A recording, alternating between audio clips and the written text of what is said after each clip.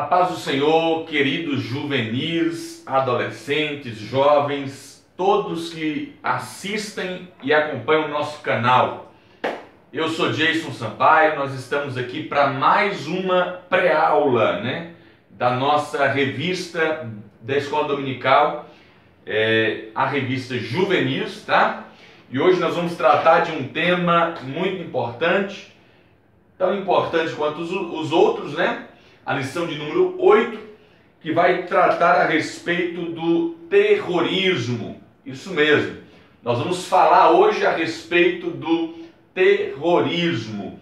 Antes de a gente começar aqui a nossa aula, o nosso vídeo, dá uma pausa aí, vai aí embaixo, se inscreva no nosso canal se você ainda não é inscrito, tá? Lembrando que nós temos ainda um pouquinho, ainda até terminar a lição aí, um pouco mais de um mês, E nós queremos alcançar aí 500 inscritos e tá pertinho, e eu acho que eu posso até daqui a pouquinho, antes de completar esse segundo trimestre, a gente já vai poder aumentar essa meta aí e nós vamos conseguir alcançar em nome de Jesus. Então, se você não é inscrito, se inscreva no canal, dá o seu gostei aí no vídeo, tá? Envie pra gente os seus comentários, coloca os comentários aí e nós vamos ter o maior prazer de responder o seu comentário, responder as suas dúvidas, tá? Se você quiser esclarecer alguma dúvida que talvez você não conseguiu ainda entender com a lição aqui, se surgiu alguma dúvida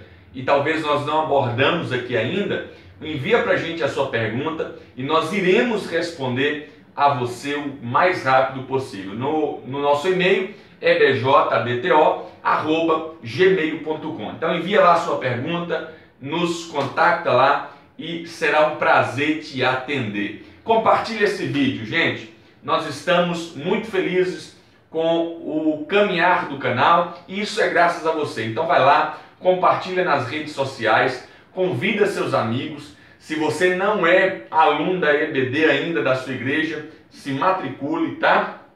Divulga lá na sua EBD também o nosso canal e será uma bênção, ok? Lição de número 8 hoje, a ameaça do terrorismo.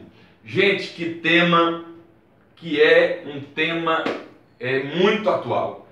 É um tema da nossa atualidade que nós temos vivido isso com muito afinco nos nossos tempos, A ameaça do terrorismo. Obviamente, nós sabemos que isso não é algo de agora, Não é algo contemporâneo, mas vem desde muito tempo atrás, e a gente vai ver isso aqui, mas hoje nós temos um certo crescimento dessa ameaça, desse mal à humanidade, tá? Obviamente aqui no Brasil nós podemos dizer, entre aspas, na verdade, que nós não temos essa ameaça tão presente quanto em outros países, Entre aspas. Por que entre aspas? Porque aqui nós vivemos um outro tipo de terrorismo hoje em dia. Nosso país é realmente atingido pelo terrorismo, na maioria das vezes, não como o terrorismo que nós estamos tão acostumados a ouvir falar, mas tem também alguns tipos de terrorismo que imperam o nosso país também, tá bom? Só que nós precisamos entender que existem países aí que vivem um real terror dia e noite. As pessoas não têm paz, as pessoas não conseguem ter segurança, as pessoas não conseguem sair das suas casas, ter a sua liberdade de ir, de vir. Realmente são países que vivem em guerra sem fim, É travada e as pessoas já não têm liberdade, segurança e muito menos direitos. Os direitos dessas pessoas é a última coisa que elas possam pensar. Na verdade, elas vivem reféns do medo, reféns de toda a situação, das guerras que o terrorismo ele traz para esses países, E nós sabemos o resultado de tudo isso é que centenas e milhares de pessoas morrem, cidades são totalmente destruídas, tudo se torna um verdadeiro caos quando essa ação diabólica consegue se infiltrar em um país, consegue entrar na mente das pessoas e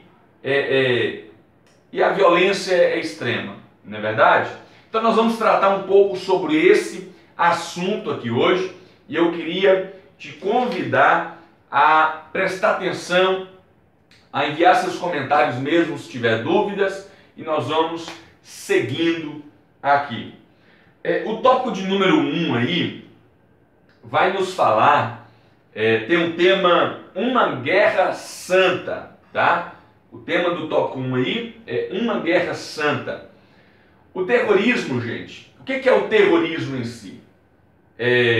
O terrorismo é o ato propriamente dito de buscar impor suas ideias, suas reivindicações, tá?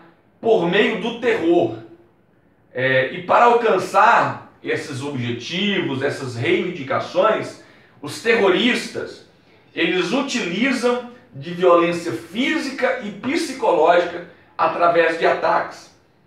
A sua principal meta é tentar, através desses ataques, desestruturar a sociedade, o governo existente para a tomada de poder. Então, o terrorismo ele é propriamente o que o seu nome já lhe fala.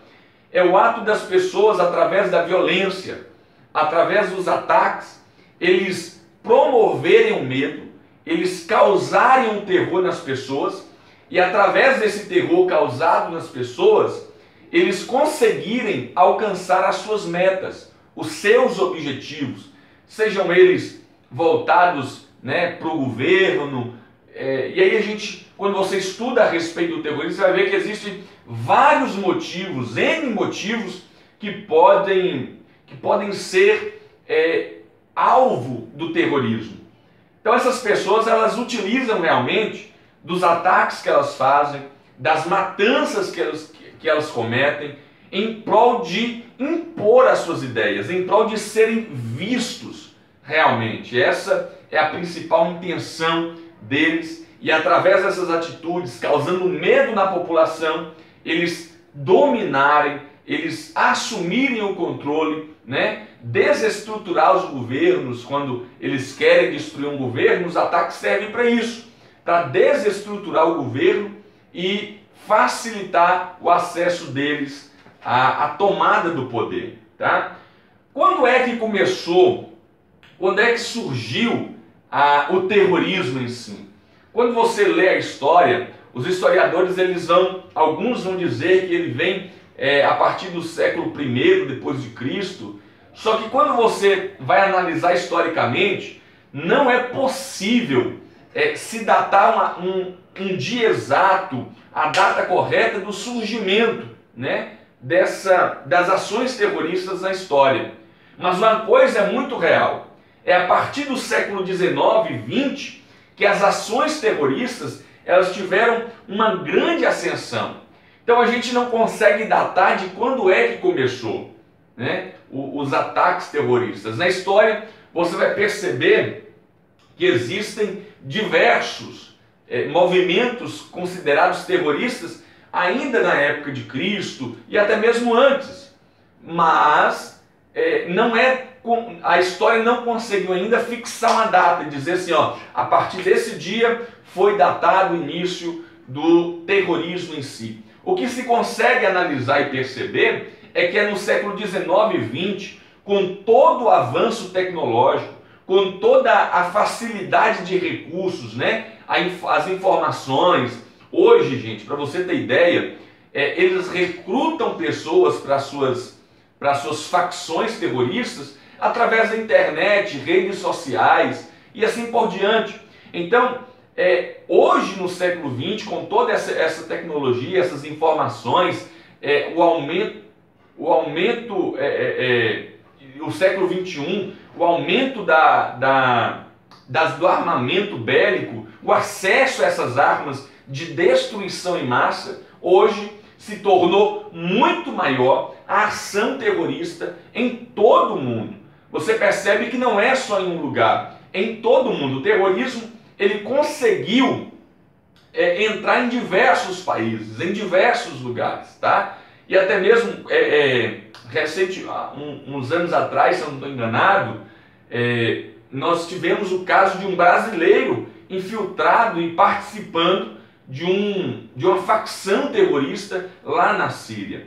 Então você percebe que os nossos jovens hoje, né, a informação, o excesso de informação, tudo isso facilita para o crescimento dessa arma diabólica que Satanás tem utilizado para matar, destruir e acabar com as vidas, tá? E aí a lição vem falando sobre a chamada Jihad, que é conhecida também como a Guerra Santa. O que é a Jihad? A Jihad não é uma facção terrorista, tá?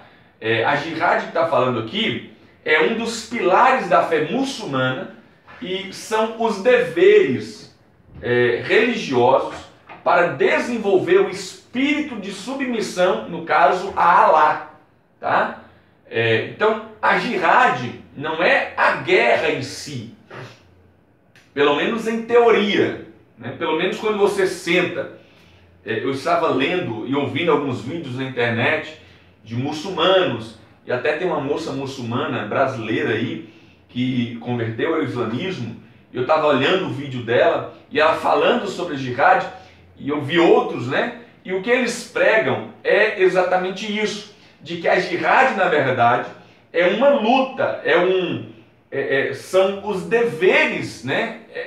A Jihad significa luta, esforço ou empenho, tá? Mas esse esforço, esse empenho, na maioria do pensamento, tá? Dos não extremistas, daqueles que têm um verdadeiro desejo pela religião ali, o pensamento deles principal seria a de que a Jihad é uma luta interna, aonde a pessoa vai lutar consigo mesmo para poder se submeter, ser obediente, no caso, a Alá, tá? Como eu disse, o termo significa luta, esforço ou empenho, tá? O termo também é utilizado para descrever o dever dos muçulmanos de disseminar a fé muçulmana. Então aqui entra o X da questão, tá? A Jihad, ela não seria no pensamento, quando você senta com eles,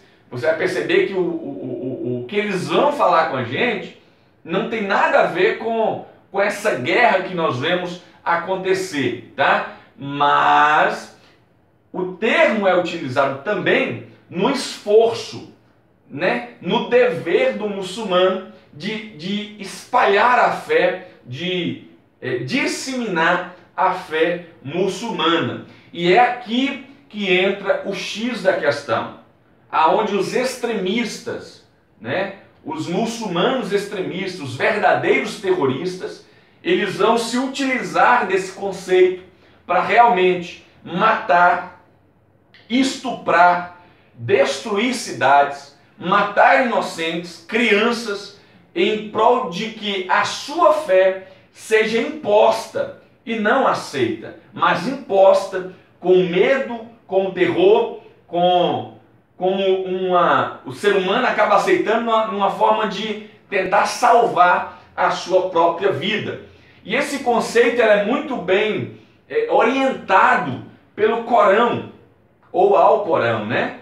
E aí a gente vê que é um negócio de outro mundo, gente. Como é que alguém que diz, uma religião que diz que é da paz, que é do amor ao próximo, mas no Corão existem textos completamente violentos. Haja vista que muitos muçulmanos que saíram de lá, que não professam mais a fé muçulmana, eles falam e eles afirmam de que o capítulo 9, não sei se eu posso chamar capítulo, né?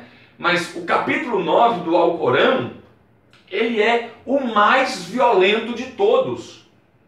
Então, no capítulo 9, por exemplo, olha o texto que eu encontrei lá no Corão, no capítulo 9, versículo 29, não sei se pode falar assim, tá?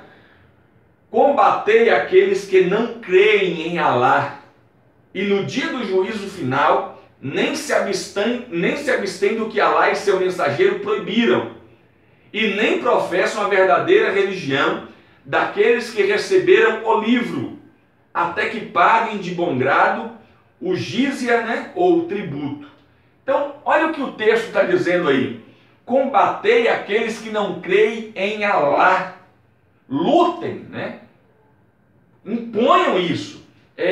E não só isso, mas até aqueles que não se resguardam do que o mensageiro aqui fala de Maomé, ou Mohammed, como eles chamam no original lá. Tá? Então, se a pessoa não professa a fé, se a pessoa não crê no Deus que eles pregam, se a pessoa rejeita o Corão e os diversos livros, olha que um outro texto ainda vai falar também, lá no capítulo 9, matai os idólatras, onde quer que os acheis, capturai-os, acossai-os e espreitai-os.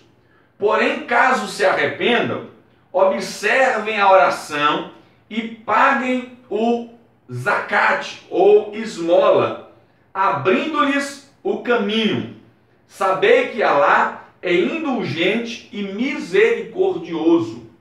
Perceba, olha a orientação do texto. E aonde encontrar um idólatra, vocês vão matar ele, vão acabar com ele, tá? E se porventura essa pessoa que não professava a fé muçulmana, ela se dizer que estará arrependida, então vocês vão observar a oração dessa pessoa. Ela tem que orar conforme os preceitos do Islã, tá? Obviamente que nem todo mundo que entra para a religião do Islã, e quando você vê o relatório ou o depoimento de ex-islamitas, ex-pessoas que participavam dessa religião, quando você vê eles falando, a fala principal deles nós quando entramos não imaginávamos ou não temos o conhecimento completo do que é que tem por trás de tudo isso, do que é que tem por trás de todo esse conhecimento. Então as pessoas muitas vezes, quando elas saem do Islã, elas saem porque elas pesquisaram mais. Lembrando que o que faz a fé do Islã, ele não está unicamente firmado no Alcorão. Existem diversos livros que fazem um conjunto da religião do Islã, tá bom? Então qual é a diferença? Qual é o problema? O problema é a imposição da fé. E aí que nasce os extremistas do terrorismo, que causam a morte de diversas pessoas, que matam inocentes, né, em prol e em nome da religião, tá? E aí maculam a religião. Para nós, os cristãos, não há nenhuma intenção. Se existe algum grupo ou alguma denominação que pregue a violência para impor o cristianismo, essa congregação, esse grupo de pessoas, eles não são representantes dos cristãos.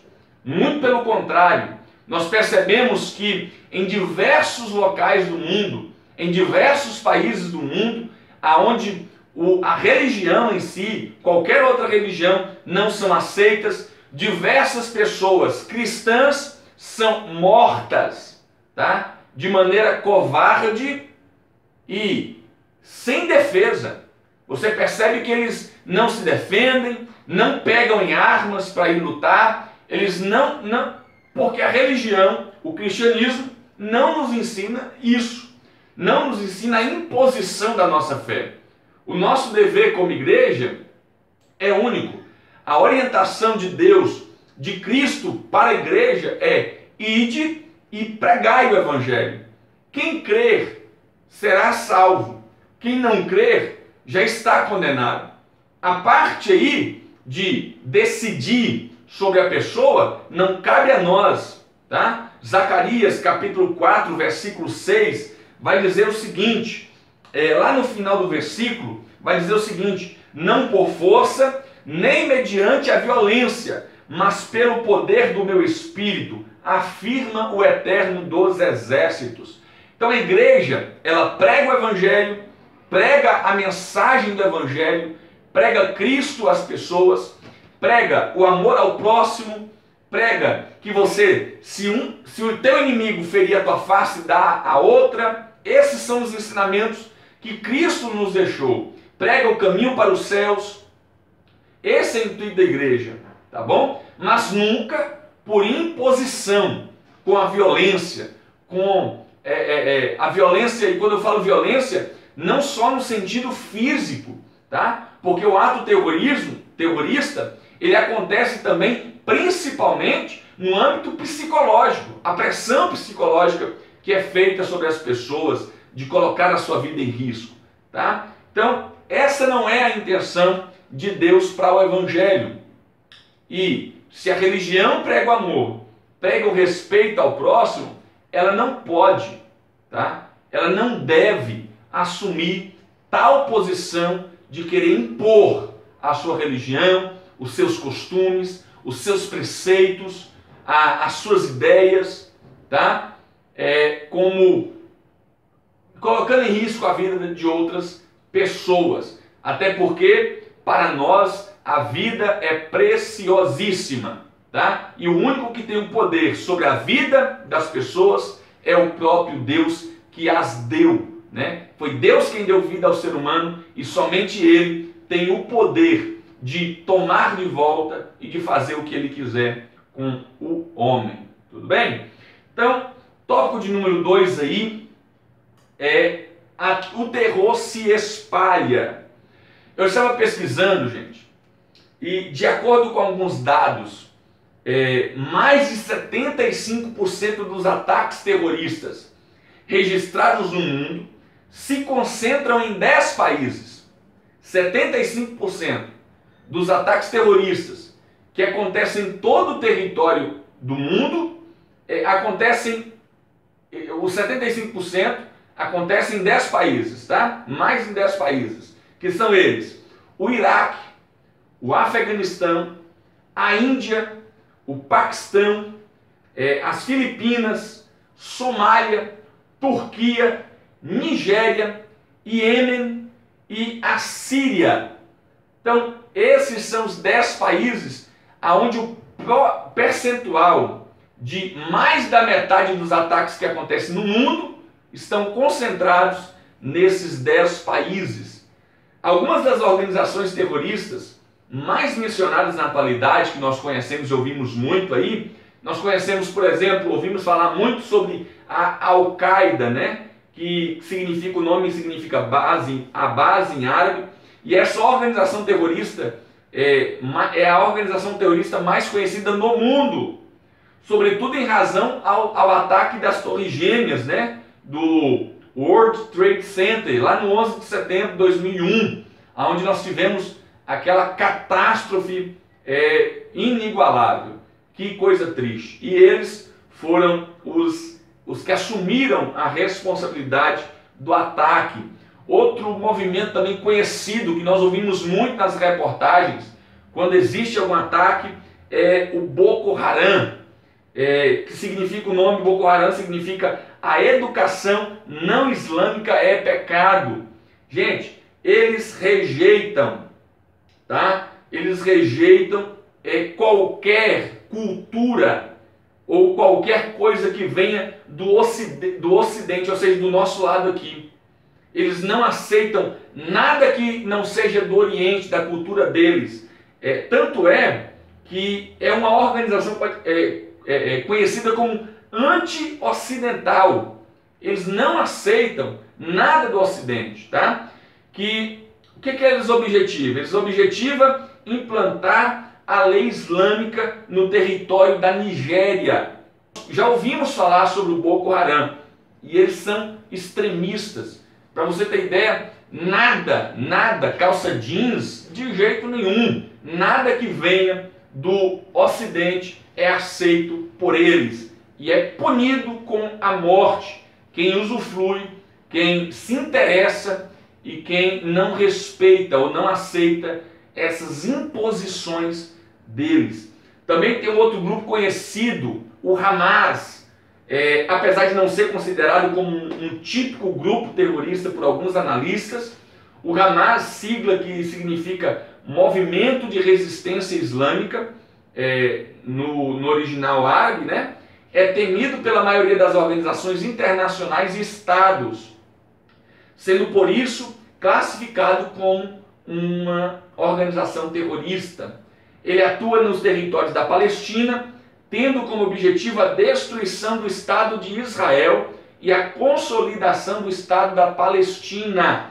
Então, o Hamas ele está diretamente envolvido com as guerras com os israelitas, né? Então eles querem destruir o Estado de Israel e colocar e consolidar o Estado da Palestina. Também nós temos o conhecidíssimo Estado Islâmico.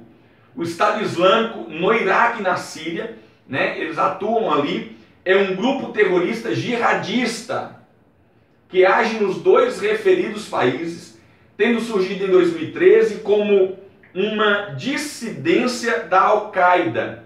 O objetivo do Estado Islâmico é a criação de um Emirado Islâmico abrangendo os territórios da Síria e do Iraque. Você percebe que o que eles querem é domínio, é poder, é território, tá? Também tem um outro grupo conhecido aí que é o Talibã. O Talibã é um grupo político, né, que atua no Paquistão e no Afeganistão. Também preocupado com a aplicação das leis da Sharia ou da lei islâmica. Tá bom? Então também o objetivo deles também é implantar a lei islâmica. Eles atuam no Paquistão e no Afeganistão. Também existe um outro conhecido que é o ETA. Seu nome é uma abreviação em basco para Pátria Basca e Liberdade. Trata-se de um grupo terrorista separatista que visa a criação de um Estado com independência do País Basco em relação à Espanha. Temos também aí o IRA, que é o Exército Republicano Irlandês. Também é um grupo militar separatista que objetiva a separação da Irlanda do Norte do Reino Unido. Isso é anexação à República da Irlanda. Você percebe que a maioria deles, a luta é por território. Também tem a conhecida daqui do nosso lado, né? A FARC, que são as Forças Armadas Revolucionárias da Colômbia. É o único entre os grandes grupos terroristas da atualidade a declarar-se de esquerda, tendo surgido em 1964 como um braço informal do Partido Comunista da Colômbia. Assim como o Hamas, não são consideradas como grupo terroristas por muitos países. Nós temos aqui o exemplo, né? Os ex-presidentes do Brasil, né, não consideravam a FARC como terroristas. As FARC lutam pelo controle da Colômbia, alegando combater a hegemônia ideológica dos Estados Unidos sobre o país, atuando principalmente em guerrilhas, sequestros e controlando o tráfico de drogas. Se isso não é ser terrorista, nós não sabemos o que é ser terrorista. Mas diante disso, gente, fica a pergunta: se o terrorismo é obviamente a coisa terrível, é realmente a coisa do mal, o que leva as pessoas a ingressarem nesses grupos? O que leva as pessoas de um pensamento religioso, porque muitas vezes, né, a grande parte dos terrorismos hoje é baseado em questões tanto governamentais quanto religiosas, como nós vimos aí, principalmente lá no Oriente. O que leva as pessoas a sair de um pensamento de paz e amor para se ingressarem em grupos terroristas que matam, que destroem vidas. O que leva as pessoas a isso? O Dr. Jared Post, ex-chefe da Agência Central de Inteligência para Análise da Personalidade e Comportamento Político no Terrorismo, lá nos Estados Unidos, ele diz que a principal motivação é de natureza social. Ele precisa pertencer a um grupo que o apoie. Então, grande parte das pessoas, né, ou se não, praticamente todas elas, que entram para o terrorismo, o principal aspecto aí, obviamente que ele não está rejeitando outros aspectos, mas o pilar, o inicial aí é um problema de natureza social. Por quê? Isso é dito por um psiquiatra muçulmano, Dr. Ayad Sarraj. Ele diz o seguinte, ele diz que os terroristas islâmicos, eles são geralmente pessoas tímidas, introvertidas e não violentas de modo geral. O que acontece é que é uma forte doutrinação, né? Uma lavagem cerebral. Então você percebe que o que é dito lá pelo Dr. Jared Post vai ser confirmado pelo psiquiatra muçulmano. A maioria das pessoas que ingressam nessas organizações terroristas, elas são pessoas que muitas vezes não tinham convívio social, tá? Tinham problemas de se relacionar. E o que acontece? O que o terrorismo faz? O terrorismo prega e com isso causa nas pessoas uma lavagem cerebral, uma doutrinação muito forte de que se elas vierem a fazer parte daquele grupo, ela vai se tornar importante. Por isso que o terrorista vai lá e coloca uma bomba no corpo e explode, porque para ele aquilo ali é ser o mais importante. Tá? Nas organizações eles são homenageados, são aplaudidos. Eu estive pesquisando e um ataque que aconteceu lá em Israel, em um boate em Israel, o pai do terrorista que se explodiu, ele disse que estava orgulhoso pelo filho e que tinha inveja do que o filho tinha feito. Então você percebe que existe uma lavagem cerebral muito séria, tá? E aí eles usam técnicas, gente, muito específicas para isso. Existe uma forte doutrinação, ou seja, eles ensinam a mentira como verdade mesmo, eles impõem que matar não tem problema, eles impõem que assassinar pessoas não tem problema se for em nome da imposição da sua religião, das suas conquistas, dos seus ideais, então não tem problema. Eles pregam que se a pessoa fizer isso, eles já estão perdoados, tá bom? Então, essas pessoas são conquistadas. E ela muitas vezes não tem um convívio social muito agradável. E lá ela vai ter um abraço, ela vai se sentir importante de alguma forma para aquelas pessoas que compõem aquele grupo. Tópico de número 3 aí, e agora? Como viveremos diante de toda essa catástrofe, diante de todos esses problemas? O que a gente vai fazer, rapaz? Vamos viver intocados dentro de casa? Não vamos mais poder enviar missionários para lá para pregar o evangelho? Vamos viver com medo, reclusados dentro de nós mesmos? De forma nenhuma. De forma nenhuma. Nós, diante de todo esse medo que nós enfrentamos, e isso eu digo nós, porque não é só aqueles países mais afetados, mas todo mundo, né? Nós não conseguimos entender.